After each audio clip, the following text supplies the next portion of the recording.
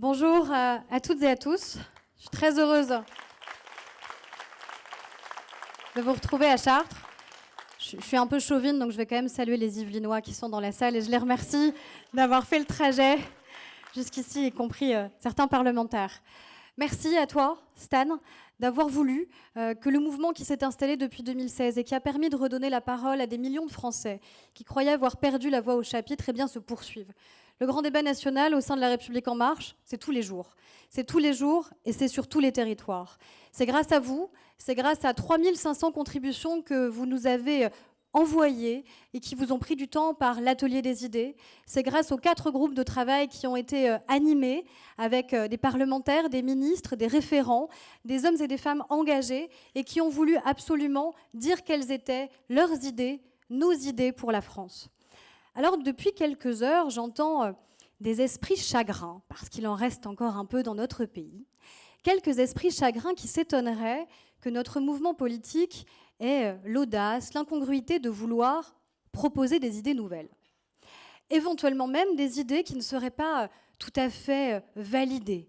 Mais vous savez quoi? C'est justement l'essence même de ce qu'est notre mouvement. Si vous toutes et tous dans cette salle, vous avez fait le choix de rejoindre La République En Marche, quel que soit le moment où vous ayez fait ce choix, c'est justement pour avoir à nouveau voix au chapitre. Et au sein de La République En Marche, vous l'aurez toujours, et avec vos référents, vos animateurs, vos parlementaires et les membres du gouvernement, c'est l'engagement que nous prenons avec Stanislas Guerini pour que vous puissiez systématiquement continuer à avoir l'audace d'imaginer, de proposer et d'innover pour poursuivre la transformation de notre pays.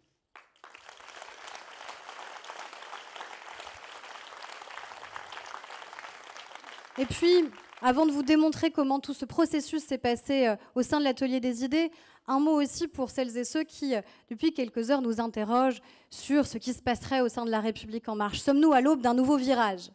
Alors, je ne compte plus les fois où nous avons été interrogés sur les virages.